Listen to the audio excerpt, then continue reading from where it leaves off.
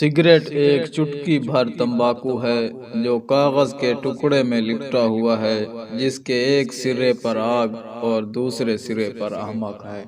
اپنے تولیے کے ہر حصے کے ساتھ اچھی طرح سلوک کریں، کیونکہ آج جو حصہ آپ کے کولہوں کو صاف کرتا ہے، کل وہ آپ کے چہرے کو صاف کرے گا۔ اگر آپ اسے اپنا پیار، وقت، توجہ اور ATM کارڈ دیں گے تو عورت آپ کو نہیں چھوڑے گی۔ تعاون اور ایک دوسرے کا احترام دنیا بھر میں انسانی حقوق کے مقصد کو آگے بڑھائے گا۔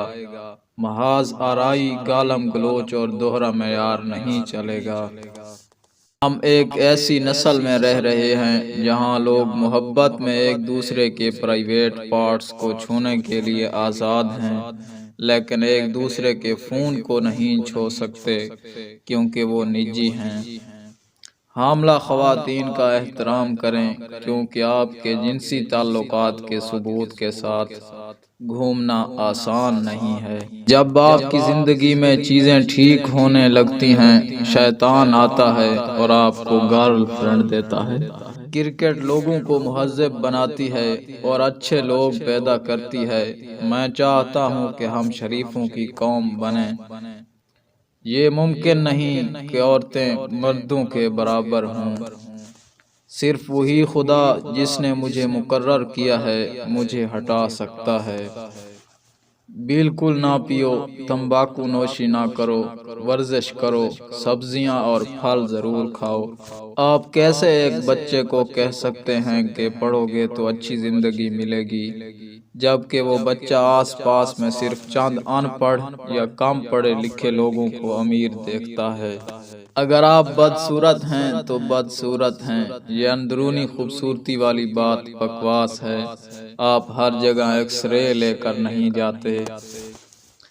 ہمارے ہاں خشک سالی ہو سکتی ہے، غربت آ سکتی ہے، لیکن بحیثیت قوم ہم کبھی نہیں ٹوٹیں گے۔ آئینی طریقوں کے علاوہ دیگر طریقے استعمال کرنے کی ضرورت پڑ سکتی ہے۔ کچھ لوگ ہمیں تباہ کرنے کے طریقے اور ذرائع تیار کر رہے ہیں۔ ہمارے چھوٹے اور پرامن ملک کو لالچی اور متعصب بڑی طاقتوں سے روزانہ خطرہ لاحق ہے، جن کی دوسری قوموں اور ان کے وسائل پر تسلط کی بھوک کی کوئی حد نہیں ہے۔ جب کسی کا بکرا غائب ہو جائے تو پڑوسی کے سوپ کی خوشبو مشکوک ہو جاتی ہے۔ کسی لڑکی کی اس وقت مدد کریں جب وہ مشکل میں ہو، اور جب وہ دوبارہ مصیبت میں آئے گی تو وہ آپ کو ضرور یاد رکھے گی۔